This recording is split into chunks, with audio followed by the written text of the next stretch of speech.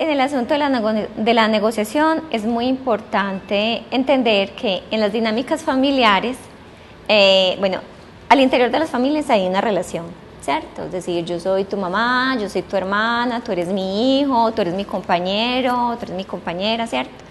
Y no todos están en un mismo lugar en esa relación. Hay algunos que ejercen el poder sobre otros, generalmente, no siempre es así, pero generalmente, por ejemplo, quien es el que ejerce la función de proveedor, el que mantiene la economía pues como de la casa, generalmente está en un lugar de poder, ¿cierto? Generalmente serán uno de los padres o ambos padres, ¿cierto?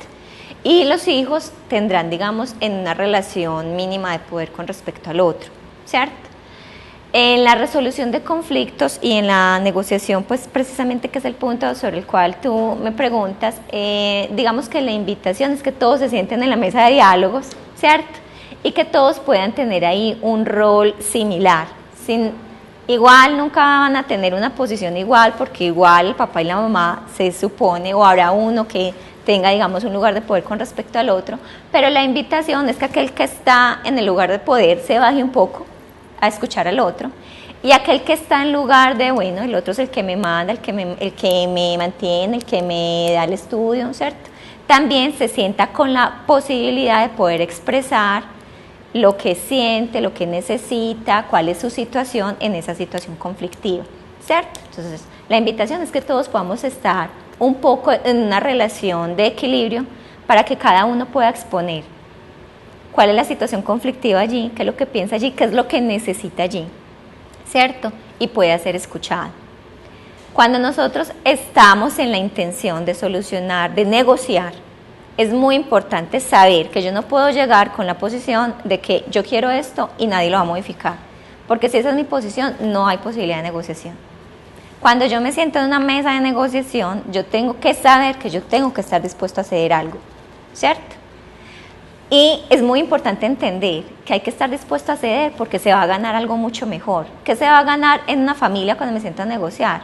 Se va a ganar la tranquilidad, la armonía, se va a ganar que esas relaciones que están allí no se dañen por ese conflicto, ¿cierto? Esa es la gran ganancia.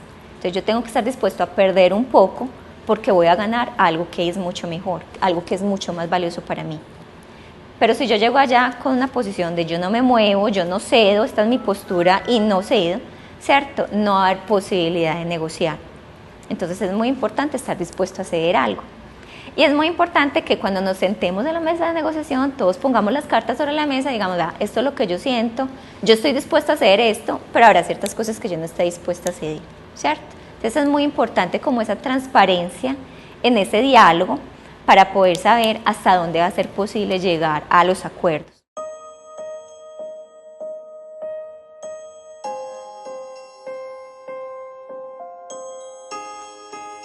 A veces en la negociación no logramos llegar a acuerdos entre solamente las personas que estamos en el conflicto, y a veces va a ser necesario que entre un mediador. Un mediador es un tercero que no hace parte del conflicto, que no está afectado por ese conflicto, pero que es invitado por los que sí están afectados en el conflicto para que entre allí, ¿cierto? Ayude. Es un poco aquel que como está por fuera del conflicto, no está afectado emocionalmente, no se siente tocado, ¿cierto? Puede ser una persona que dé una posición mucho más inteligente, ¿cierto? Porque no está allí involucrado. Es una persona que pueda tener una visión, digamos, mucho más amplia de la situación, mucho más clara de la situación, porque él no está allí involucrado ni emocionalmente, ¿cierto? Sus intereses no están allí puestos.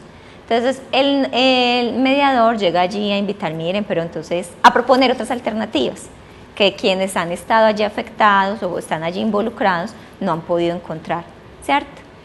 Generalmente, si no se logra la negociación, el mediador entrar allí generalmente puede ayudar. Cuando hay un conflicto en la familia, yo me siento a negociar y no logramos pues como llegar a ningún acuerdo, ¿quién podría ser un mediador? Un amigo de las partes que están allí, o muchas veces en la misma familia el conflicto es entre dos hermanos, entonces ¿quién podría llegar ahí a mediar? Pues uno de los padres, ¿cierto? La idea es que ese mediador pues sea un tercer objetivo, no un tercero. Entonces yo estoy discutiendo con mi compañero, entonces voy a hallar a mi mejor amiga para que entre de mediadora.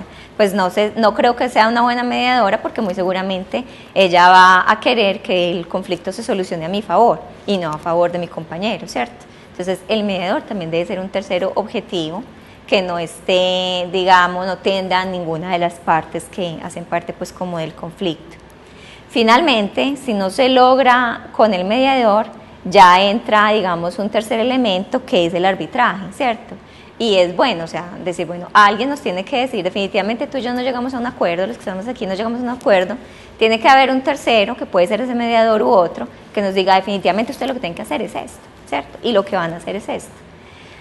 Digamos que lo ideal no es llegar a todas esas fases, lo ideal es ni siquiera necesitar un mediador, sino que lo ideal es que si tú y yo tenemos un conflicto, los dos deseamos solucionar ese conflicto, porque sabemos que ganamos solucionando ese conflicto, ¿cierto? Lo ideal es que los dos estemos en capacidad de ceder lo suficiente hasta que encontremos un punto de encuentro, ¿cierto? Un punto medio donde tanto tú ganes como yo gane, donde tanto seas tú reconocido como yo sea reconocida en ese conflicto.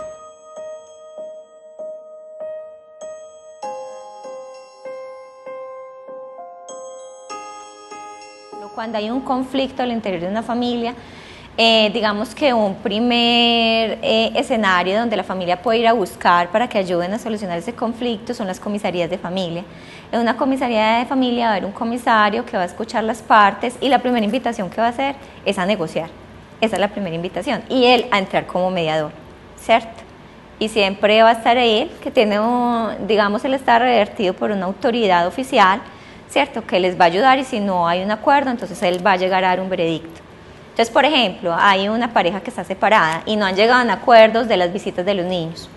Entonces él dice que definitivamente él los quiere todos los fines de semana, y ella dice que quiere algunos fines de semana él y otros ella, y no logran un acuerdo. Entonces el comisario de familia entrará a intentar que lleguen a un acuerdo, ¿cierto? Pero si no se logra un acuerdo, él será el que diga. Entonces ahí es donde aparece el arbitraje. Bueno, entonces las visitas los fines de semana serán así, y ellos tendrán que respetar, ¿cierto?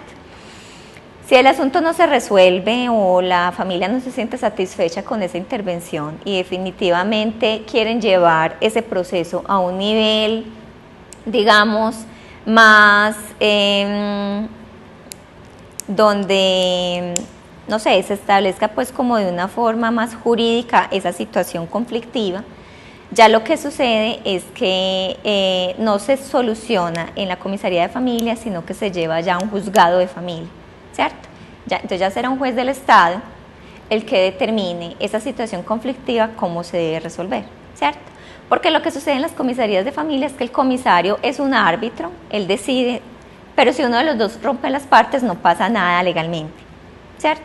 Porque digamos que es un acuerdo que sigue siendo entre adultos. Pero cuando ya se lleva a una instancia de juez de familia, ya allí si hay un veredicto que si no es respetado, ahí sí interviene la ley, ¿cierto? Entonces quien rompe ese acuerdo o ese arbitraje que se dio por el lado del juez, sí está rompiendo la ley, y sí entra ya pues digamos todo el peso de la ley a penalizar a aquella persona que no respete pues como el arbitraje que haya dado pues como el juez, ¿cierto? Obviamente lo ideal es que no tengamos que llegar a esas instancias, y yo creo que los seres humanos tenemos las suficientes habilidades y tenemos la posibilidad de desarrollar las habilidades comunicativas, de toma de decisiones, de empatizar con el otro y de negociar, suficientes para que los conflictos no se tengan que salir de la misma casa, ¿cierto? Pero a veces es necesario tocar puertas, y cuando sintamos que intenté comunicarme pero no logré, intenté tomar una decisión pero no fue la acertada, intenté negociar pero no fue posible, entonces hay que salir afuera y buscar otras ayudas, ¿cierto? Entonces tenemos todas las alternativas. Yo creo que la invitación es ir gradualmente haciendo uso de todas ellas para poder solucionar los conflictos que tenemos en la familia.